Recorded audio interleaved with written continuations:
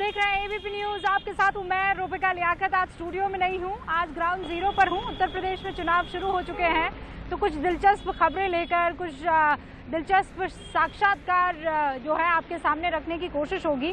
वो बात की बात है, अभी हुंकार भरने का वक्त हो चला है।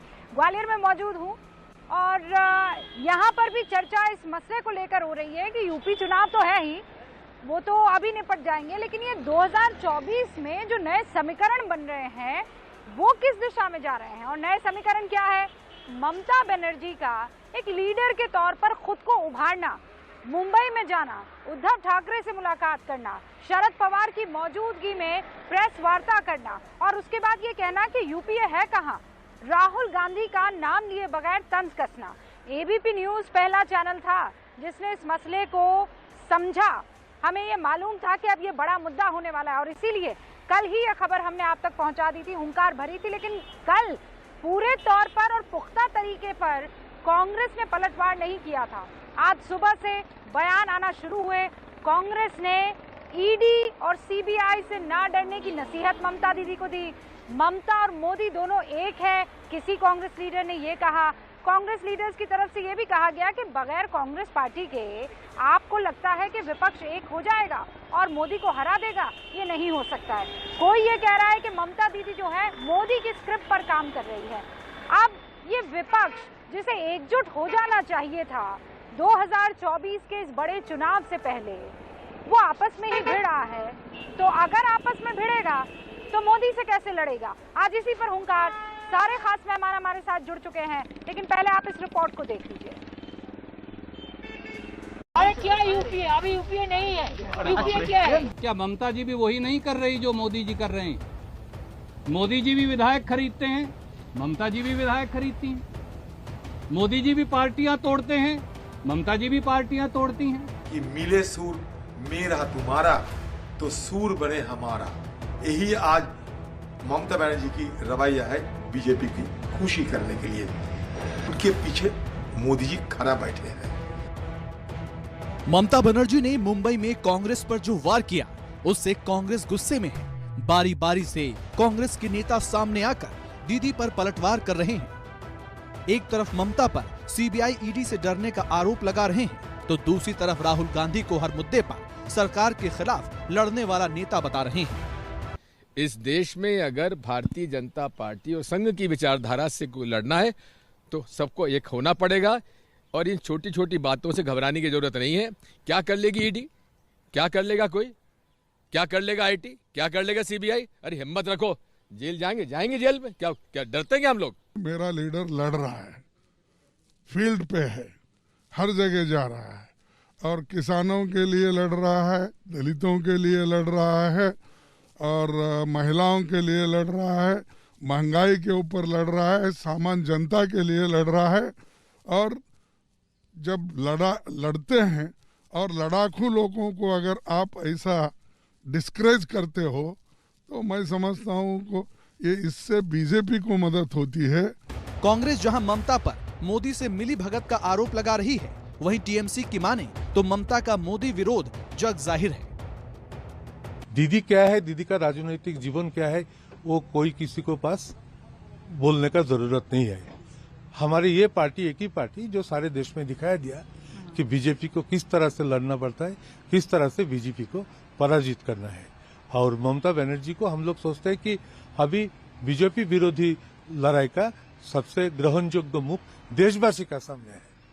कांग्रेस और तृणमूल कांग्रेस की इस लड़ाई में बीजेपी को मौका मिल गया है। पहले यूपीए क्या था, वो तो गलत थोड़ी कहा उन्होंने। पहले यूपीए उल्टा पुल्टा अलायंस था, अब यूपीए जो है उजड़ता पुजड़ता एक्सचेंज बन गया। ऐसा उजड़ता पुजड़ता एक्सचेंज बना है जिसका जो है बाजार भाव हर दिन धड़ाम से गिर रहा है। अब वो कांग्रेस से निकली हैं, मूल गोत्र वही है, वही जाने। ममता बनर्जी और राहुल गांधी की आमने सामने की लड़ाई में ममता के चुनावी रणनीतिकार रहे प्रशांत किशोर ने गांधी परिवार को नसीहत दी है। प्रशांत किशोर ने ट्वीट किया, कांग्रेस जिस विचार का प्रतिनिधित्व करती है वो एक मजबूत विपक्ष के लिए अहम है, लेकिन कांग्रेस का नेतृत्व एक विशेष व्यक्ति का ही दैवीय अधिकार नहीं है, खासकर तब जब पार्टी पिछले 10 सालों में 90% से ज्यादा चुनाव हार चुकी है। विपक्ष के नेतृत्व का चुनाव लोकतांत्रिक तरीके से होने दें। कहां तो बात 2024 के चुनाव के लिए विपक्ष के संयुक्त मोर्चे की हो रही थी, अब कहां 2024 से काफी पहले विपक्ष खुद ही बिखर गया है।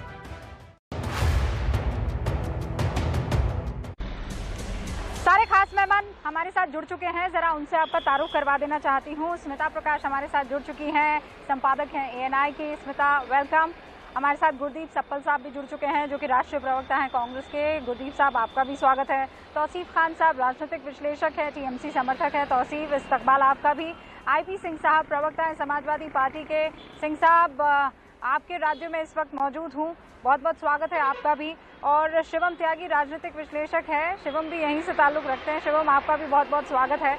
आप सबसे इस डिबेट में मैं चर्चा शुरू करूं उससे पहले गुरदीप सप्पल साहब, वो गाने की एक लाइन याद आ रही है, क्या से क्या हो गया, ये हो क्या रहा है? आप लोग कैसे लड़ेंगे?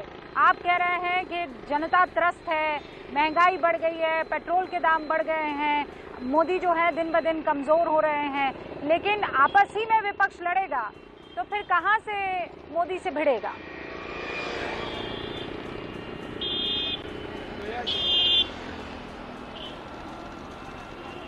जी के कंधों पे सवाल ममता लड़ रही थी ना, अपनी लड़ाई लड़ रही है। सवाल यह है कि ममता जी क्या कर रही है। ये ममता जी ने जो अभी कोशिश कर रही हैं कि वो एक नेशनल को चुनौती देने की बात कर रही हैं बिना कांग्रेस के, ये कोई नई बात नहीं कर रही हैं। आप शायद भूल गए, शायद आपका चैनल भी भूल गया है, लोग भी भूल गए कि 2014 में भी उन्होंने यही ट्राई किया था। उनके एक साथी थे 2014 में, उनके साथ प्रेस कॉन्फ्रेंस करके बोला था कि हम 2019 के लिए एक जनतंत्र मोर्चा बना रहे हैं और ये जो हमारे साथी हैं वो 100 बड़े ईमानदार कैंडिडेट हमें देंगे 2019 तक। और मैं आपको उन साथी का नाम बता दूं, रूबिका जी, शायद मैं बोल सकता हूं? जी, आवाज आ रही है आपकी।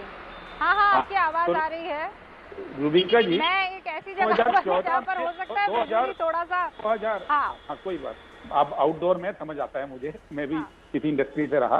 तो 2014 के उस साथी का, जिनके साथ उन्होंने 19 की प्लानिंग की थी, मेघालय, अरुणाचल, असम, त्रिपुरा, दिल्ली, उत्तर प्रदेश, हरियाणा में कैंडिडेट खड़े करने की बात की थी, उन साथी का नाम था अन्ना हजारे।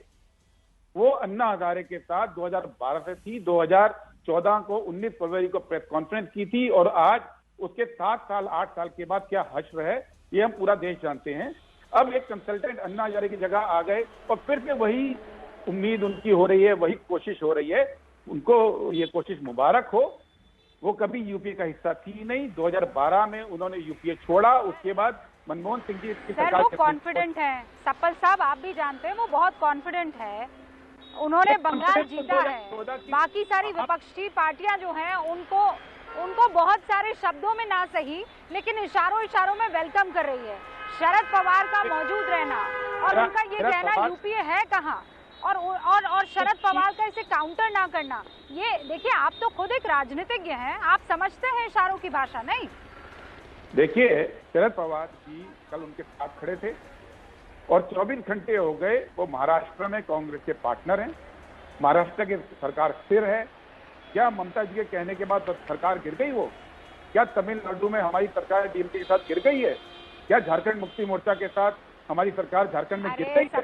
ये यूपीए। आप भी ऐसे बात कर रहे हैं जैसे अरे आज से 2 साल बाद की बात हो रही है ना, वो कोई अभी थोड़ी सरकारें गिरा रही हैं।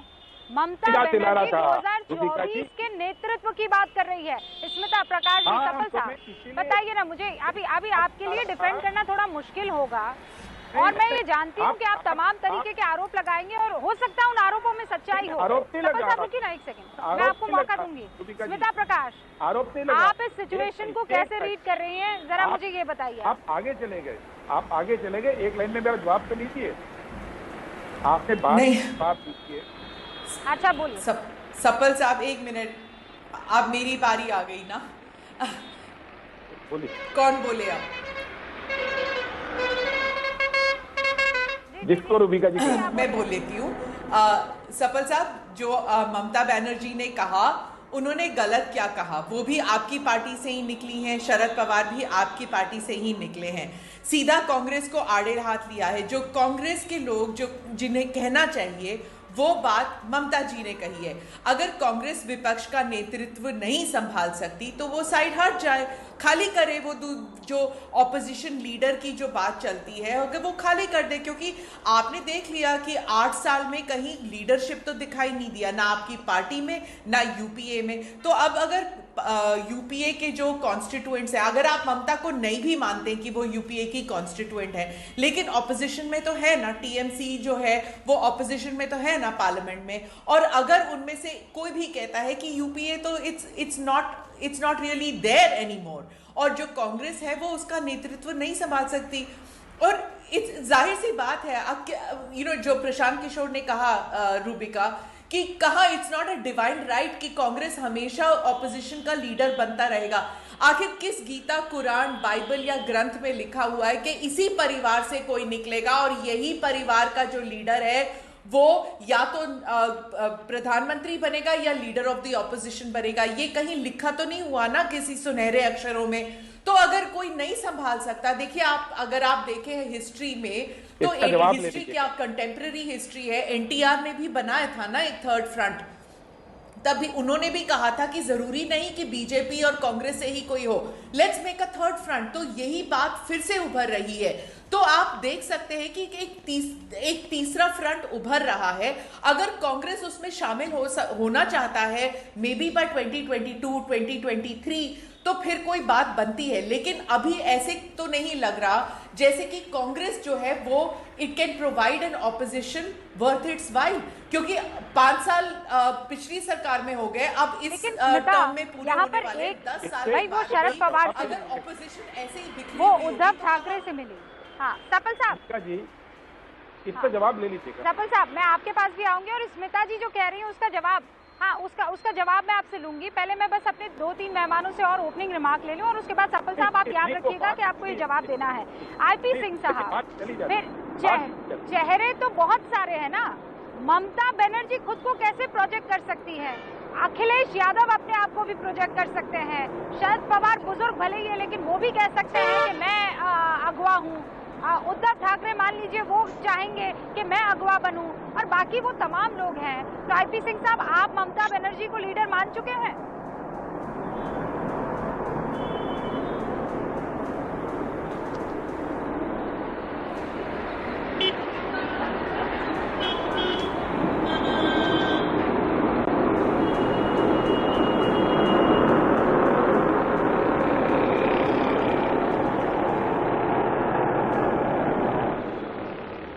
आवाज आ रही है? सिंह साहब आपकी आवाज म्यूट की, आप म्यूट पर हैं, अनम्यूट करके प्लीज अपनी बात रखिए वापस दोबारा।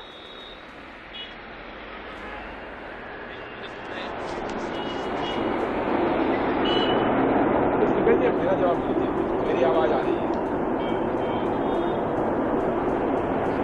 हाँ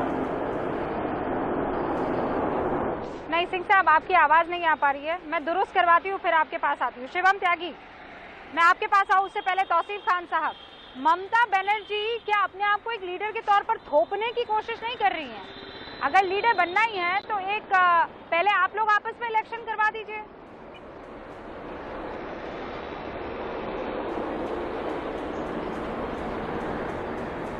देखिए, लीडर कौन बनेगा या नहीं बनेगा ये जनता तय करता है। अभी नरेंद्र मोदी के खिलाफ जिसने सबसे मुहिम चला करके जिसको कामयाबी मिली है, जनता का प्यार मिला है, वो ममता बनर्जी है। ममता बनर्जी 5 दफा मेंबर ऑफ पार्लियामेंट रह चुकी है, 3 दफा वो चीफ मिनिस्टर रह चुकी है, वो केंद्रीय मंत्रिमंडल में रह चुकी हैं। उनकी पॉलिटिकल एक्सपीरियंस पे, पॉलिटिकल समझबूझ पे कोई शक नहीं है। देश भर के सारे नेता इस बात को मानते हैं, सराहते हैं। आज ममता बनर्जी के ऊपर, ममता बनर्जी ने आज वो उम्मीद दिया है उन लोगों को जो बीजेपी से लड़ना चाहते हैं, जो बीजेपी के खिलाफ है, जो नरेंद्र मोदी की सरकार की नाकामियों से परेशान है। उन लोगों को उम्मीद ममता बनर्जी देती है, क्योंकि वो जमाना चला गया कि कांग्रेस कभी बड़े भाई का रोल अदा किया करती होगी। बंगाल थोड़ी, अधीर रंजन चौधरी ये कह रहे हैं तौसीफ भाई कि पूरा बंगाल इंडिया नहीं है और पूरा इंडिया बंगाल नहीं है। बंगाल में दीदी को प्यार मिला, इसका मतलब ये नहीं है कि उनको सब जगह पर उनके वो नेशनल पॉलिटिशियन के तौर पर जो है उनकी पहचान है। नहीं, ये तय करने वाले अधीर रंजन चौधरी कौन होते हैं? ये तो जनता तय करेगी, ये जनता बताएगी। और अधीर रंजन चौधरी क्योंकि कांग्रेस से है तो वो ऐसा तो एक्सपेक्टेड है कि वो इस तरह की बात कहेंगे। आप देखिए देश भर में जो दूसरे विपक्षी नेता है उनका क्या रिस्पॉन्स है। क्या वो ममता बनर्जी के कॉल पे समर्थन नहीं देते? क्या वो ये नहीं चाहते कि एक यूनाइटेड अपोजिशन 2024 में प्रेजेंट किया जाए, कहीं पे भी एक यूनाइटेड फेस प्रेजेंट किया जाए? क्या वो इस बात को नहीं मानते? ममता बनर्जी ने क्या कहा कि यूपीए गांधी से क्या दिक्कत है आपको? यूपीए की अध्यक्ष अभी सोनिया गांधी है, उसमें आपको इस बात से क्या दिक्कत है कि यूपीए के नेतृत्व में आप लोग चुनाव लड़े? दिक्कत क्या है, मैं जानना चाह रही हूँ। यूपीए नहीं, यूपीए देखिए, यूपीए में 150 सीट के लगभग था कांग्रेस का। पिछले चुनाव का आप बात कीजिए जब उनकी सरकार थी, आप देखिए 60 सीट के लगभग था लेफ्ट का, 25 सीट के लगभग था आपके आरजेडी का। आज उनकी दशा क्या हो गई है? 150 से लगभग वो 50 के नीचे आ गए कांग्रेस, 20 से 25 से लगभग 2 के करीब आ गए हैं आपके आरजेडी, 60 से लुढ़क करके लेफ्ट जो है 6 के नीचे है। तो यूपीए रहा कहाँ? यूपीए तो है ही नहीं, ये तो मिस्टर इंडिया अपोजिशन हो गया है जो दिखता ही नहीं है कांग्रेस का। जवाब दीजिए। वाली नेता आज है दोबारा तो ममता बनर्जी खान यही दोहरा रहे हैं, यूपीए है ही नहीं। नरेंद्र मोदी को सीधे चैलेंज करती है। पहले तो स्मिता जी की बात का जवाब दे दूं। स्मिता जी ने कहा कि भाई आप छोड़ क्यों नहीं देते हैं अगर आपसे नहीं हो रहा है। स्मिता जी सिर्फ मुझे ये बताइए कि पंजाब में, हिमाचल में, उत्तराखंड में, हरियाणा में, गुजरात में, महाराष्ट्र में, छत्तीसगढ़ में, मध्य प्रदेश में, राजस्थान में, कर्नाटक में, गोवा में कांग्रेस कौन सी विपक्षी दल को छोड़कर अपना संन्यास ले ले? इन सब राज्यों में तो कांग्रेस ही पार्टी है मुख्य। ममता बनर्जी ठीक है बंगाल की एक नेता है, पर ये जितनी सारी मैंने स्टेट गिना दिए, इन स्टेट में तो कांग्रेस पार्टी ही है। कांग्रेस क्या इन सबको किसी को गिफ्ट करके चली जाए? ये आप नया कौन सा राजनीतिक पाठ हमें पढ़ाने जा रहे हैं? सच्चाई ये है कि देश के अंदर करीब 210 सीट ऐसी है जहां केवल कांग्रेस पार्टी है विपक्ष के तौर पे, और कोई पार्टी है ही नहीं। तो ये बात पहले समझिए। और दूसरी बात जो अभी बोले कि 2014 और 19 में, तो 2014 में तो ममता जी की भी 34 सीट आई थी, 19 में कम क्यों रह गई? तब क्या हुआ? तब आपके लीडरशिप को क्या हुआ? और अगर आप कहते हैं आपने राज्य जीते, तो इस बीच में तो कांग्रेस ने कई राज्य जीत लिए, कई राज्यों में राहुल गांधी के नेतृत्व में जीत हासिल की है, उसको आप क्या बोलेंगे? और अभी पिछले 5 जो अभी उपचुनाव हुए, 5 राज्यों में बीजेपी तीसरे और चौथे नंबर पे भी कई जगह पहुंच गई कांग्रेस से लड़कर, तो वो कांग्रेस खत्म है। लेकिन आप जो है जहां पे आपका कोई संगठन नहीं है, उत्तराखंड में टीएमसी का क्या संगठन है?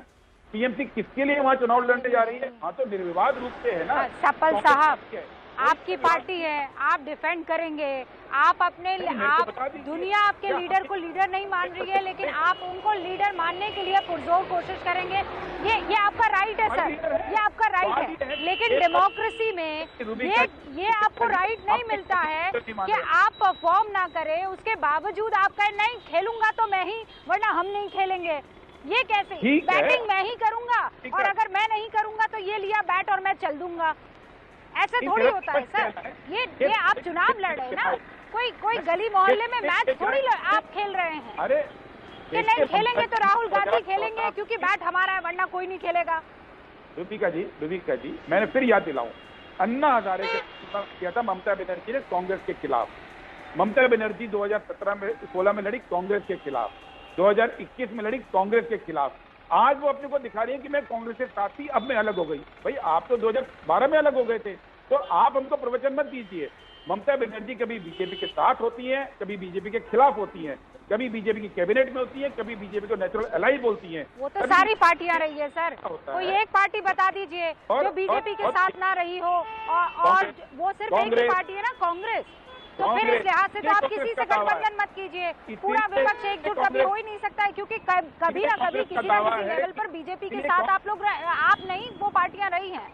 अब रुकिए सर, आईपी सिंह साहब, कांग्रेस का दावा है। मुझे ये बताइए आईपी सिंह साहब, ममता बनर्जी को आप लोगों ने लीडर मान लिया है? बहन रूबिका जी, बड़ी सुखद बात है कि आप उत्तर प्रदेश में, काश आप बागा और ललितपुर में होती, और जो जन सैलाब सड़कों पर उमड़ा है, आज पूरा देश आपके कैमरे से देख रहा होता। लेकिन देश में सबको राजनीति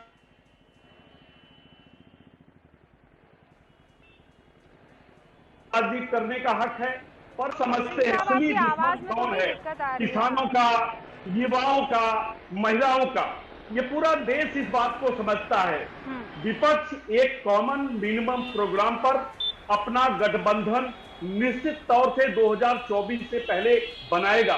वक्त आने दीजिए, इसकी पूरी तस्वीर साफ हो जाएगी और 2024 से पहले 2022 में झारखंड की तरह सीटिंग मुख्यमंत्री जिस तरह से बीजेपी का झारखंड में हार गया, उत्तर प्रदेश में जो योगी आदित्यनाथ उर्फ अजय सिंह बिष्ट है वो चुनाव हार जाएंगे और बीजेपी का पूरी तरह सफाया होने जा रहा है 2022 में। उसके बाद 2004 की तरह फिर से एक बार बीजेपी दशकों के लिए सत्ता से बाहर हो जाएगी और 2024 का भी इंतजार करना होगा, क्योंकि भाजपा पहले अपने आंतरिक तरह से विपक्ष में उसे आप स्ट्रैटेजी बनाइए और सुनिए, अपने लिए सपने देखने में किसी तरह की सिंह साहब कोई बुराई नहीं है। लोकतंत्र की यही खूबसूरती है सिंह साहब के कभी जो सरकार में है वो विपक्ष में रहे, जो विपक्ष में है वो सरकार में रहे। अरे भाई सर, आप नहीं समझ रहे सर, मैं ये कह रही हूँ आप लोगों का नेतृत्व कौन करेगा? आप लोगों का एकजुट तो होना जरूरी है ना। आपका लीडर कौन होगा? लड़ाई किसके नेतृत्व में लड़ेंगे? जवाब दीजिए ना सिंह साहब, ऐसे इधर उधर की बात करने से थोड़ी हो पाएगा। आप सोच लीजिए कि किसके नेतृत्व में 2024 का चुनाव लड़ा जाएगा। कॉमन मिनिमम प्रोग्राम बन जाए, नेतृत्व कौन करेगा? नेतृत्व कौन करेगा? उत्तर प्रदेश में नेतृत्व कौन करेगा? सरकार बनने के बाद पीएम कौन होगा? नेतृत्व कौन करेगा? ये तो आप हवाई बातें कर रहे हैं कि कॉमन मिनिमम प्रोग्राम हो जाए, लेकिन कोई एक तो होगा ना जो लीड करेगा। ज्यादा दूर उत्तर प्रदेश यहाँ से नहीं है, वहाँ की खबरें आप तक पहुँचाने का पूरी कोशिश रहने वाली है। लेकिन अभी बातचीत चल रही है बड़े लेवल पर हो रही पॉलिटिक्स की। ममता बनर्जी चाहती हैं कि अब वो नेतृत्व करे। वो कह रही है यूपीए जो है वो है ही नहीं, लगातार सारे लीडर्स से वो मुलाकात कर रही है और प्रोजेक्शन 2024 की तरफ है। सपल साहब से बात हुई, शिवम त्यागी, मैं अब आपसे एक रिएक्शन लेना चाहती हूँ और रिएक्शन इस बात को लेकर है कि आपको लगता है कि ममता बनर्जी को अगर लीडर मान लिया गया तो मोदी वर्सेस ममता ये टफ रहेगा? रूबिका जी, लीडर नेचुरल होते हैं। मैं मानता हूं कि राज्यों में जोड़ तोड़ की सरकारें शायद चल सकती हैं या जोड़ तोड़ करके आप सरकारें बना सकते हो, लेकिन ये इतना बड़ा देश है, लोकतांत्रिक स्तर पर अगर हम बात करें इस तरह की तो ये असंभव है। आपने देखा त्रिपुरा में ममता दीदी का क्या हाल हुआ। 222 सीटों पर चुनाव था, 217 भारतीय जनता पार्टी की, एक उनकी आई शाम तक, वो भी बीजेपी में चली गई। मैं एक और बात से आपकी और स्मिता जी की इत्तेफाक नहीं रखता कि लीडर इन्हीं के परिवार से क्यों हो राहुल जी के। मैं तो कहता हूं कि आसमान का सीना चीर के आएगा, धरती की छाती फाड़ के आएगा, लेकिन लीडर इनके परिवार से ही आएगा। 1998 से लेकर आज 2021 आ गया, परिवार से अलावा कोई लीडर आता ही नहीं इनमें। आप देखिए ना, देखिए सोनिया गांधी आएंगी, राहुल गांधी आएंगे, प्रियंका वाड्रा आएंगी, रयान वाड्रा आएंगे, रॉबर्ट वाड्रा आएंगे, कोई भी वाड्रा आए, लेकिन लीडर यहीं से आना है, जिन्हें कोई ऐसे नहीं चल सकता।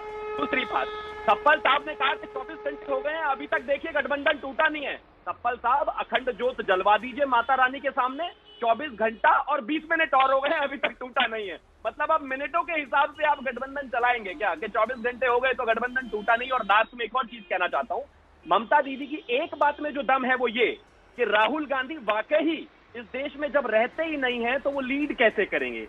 2015 से 19 के बीच में राहुल गांधी, आदरणीय अमित शाह जी ने ये डेटा रखा था कि वो 247 बार देश से बाहर गए हैं। आपका स्टूडियो नोएडा में है, इतनी बार तो आप, मुझे लगता है नोएडा से बाहर नहीं, दिल्ली से बाहर।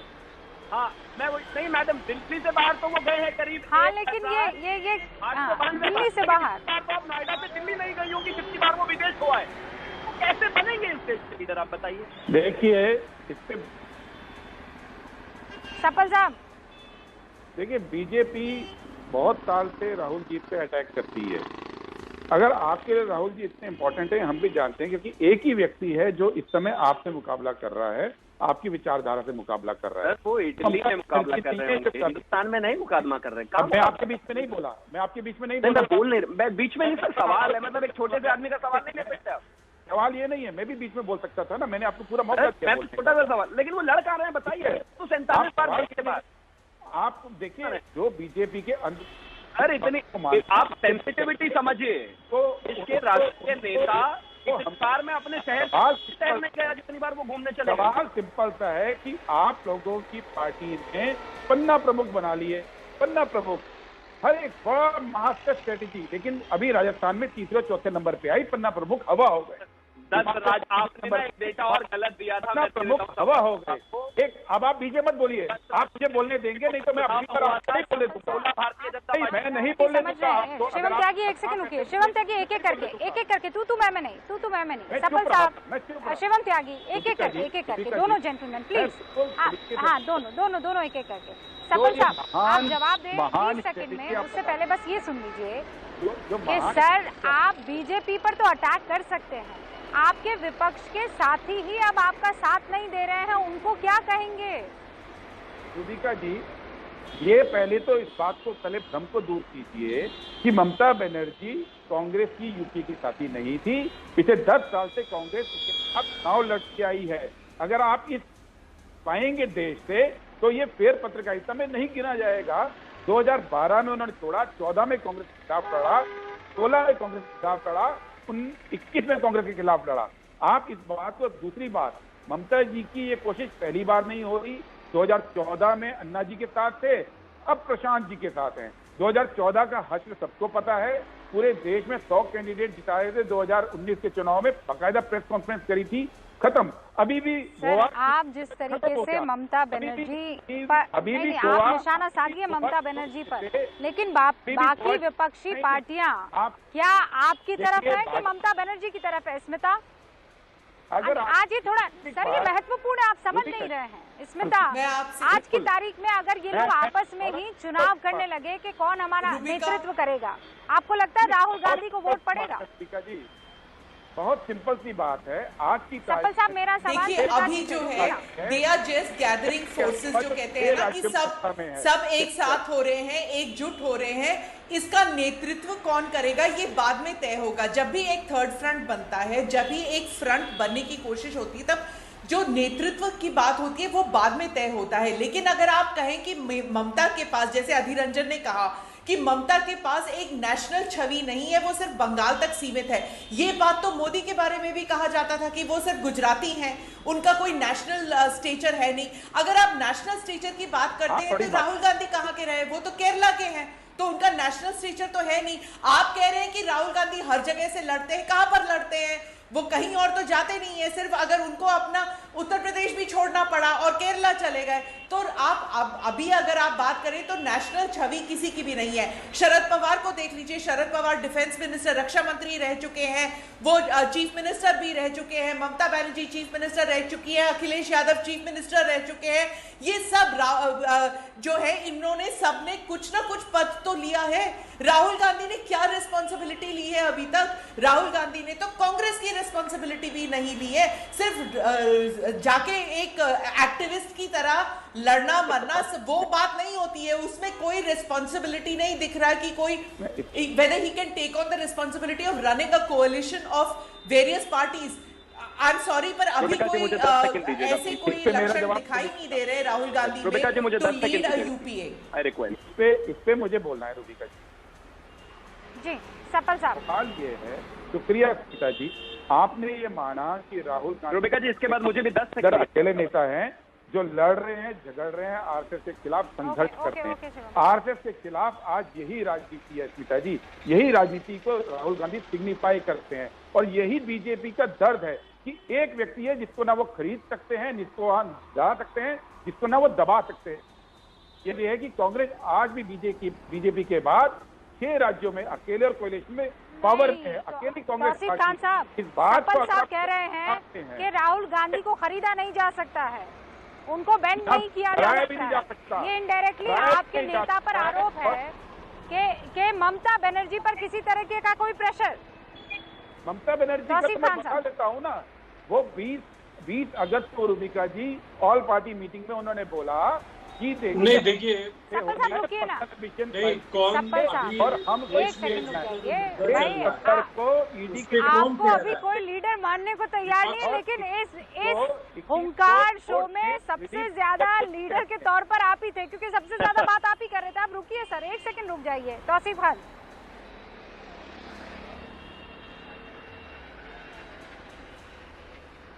देखिए रूबिका जी, सवाल ये होता है ना कि लीडर जो है वो खुद अपने कर्मों से कोई बनता है, वो किसी का बर्थ राइट नहीं होता है। अपने कर्म ऐसे होने चाहिए जो देश के जनता के लिए जो लड़ाई करता है, मुहिम चलाता है, कष्ट उठाता है, उनको जो है देश का जनता का प्यार मिलता है, देश की जनता उनको मानती है, स्वीकार करती है लीडर के तौर पे, तब वो जो है जाकर के लीडर बनते हैं।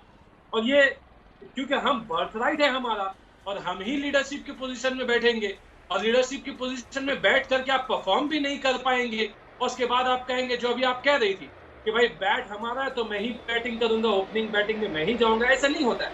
जो परफॉर्म करेगा, जो मेहनत करेगा, जो ज्यादा से ज्यादा वक्त जनता के साथ बिताएगा, सुख दुख में जनता के साथ रहेगा, और ताकतों से लड़ने की हिम्मत रखता हो।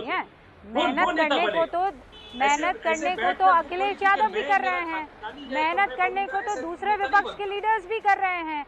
इकलौती ममता बनर्जी थोड़ी मेहनत कर रही हैं, ये आप समझिए ना। और आप कह रहे हैं देश उनको इतना प्यार करता है। कल ही खबर आई थी कि जिस देश से उनको इतना प्यार मिला है, उस देश के राष्ट्रगान में वो शिद्दत से खड़ी भी नहीं हो पाती है। आधे राष्ट्रगान में ही उनको लगता है चलो भाई हो गया, कार्यक्रम खत्म। अगर देश प्यार कर रहा है तो वो भी तो देश के प्रति अपनी मोहब्बत जाहिर करे ना, और उसके अलग अलग तरीके होते। वक्त नहीं है मेरे पास। शिवम त्यागी, 10 सेकंड में अपनी बात रख लीजिए प्लीज। मैं सिर्फ इतना कहना चाहता हूँ रूबिका जी और स्मिता जी, आप समझ नहीं पा रही हैं राहुल गांधी जी किस तरीके से स्ट्रेटेजिकली स्ट्रेटेजाइज कर रहे हैं इन चीजों को। वो वर्ल्ड लीडर्स को इकट्ठा कर रहे हैं बाहर जाकर, सारी दुनिया के जितने भी प्रेसिडेंट, एक्स प्रेसिडेंट्स हैं उनको इकट्ठा करेंगे, उसके बाद वो उनको यूनाइटेड प्रोग्रेसिव अलायंस में लेकर आएंगे, और फिर वो उनको उत्तर प्रदेश में चुनाव के लिए कैंपेन कराने के लिए लाएंगे। आप उनकी स्ट्रेटेजी नहीं समझ रही हैं। और मैं कहता हूँ ममता जी को बहुत बहुत ये देश राष्ट्रवाद। आप अभी भी फोकस जो है वो ममता नहीं, आप अभी भी राहुल गांधी पर ही कर रहे हैं। मैं कह रही हूँ उधर ममता बनर्जी, उधर केजरीवाल, अभी तो चारों तरफ से जो है, अभी चारों तरफ से स्ट्रैटेजीज बन रही है। वक्त की कमी है सर। बहुत बहुत शुक्रिया हमारे साथ जुड़े रहने के लिए। देखे जरा कौन सी पार्टी, कौन सा नेता हुंकार भरता है, हम इंतजार करते हैं। Thank you.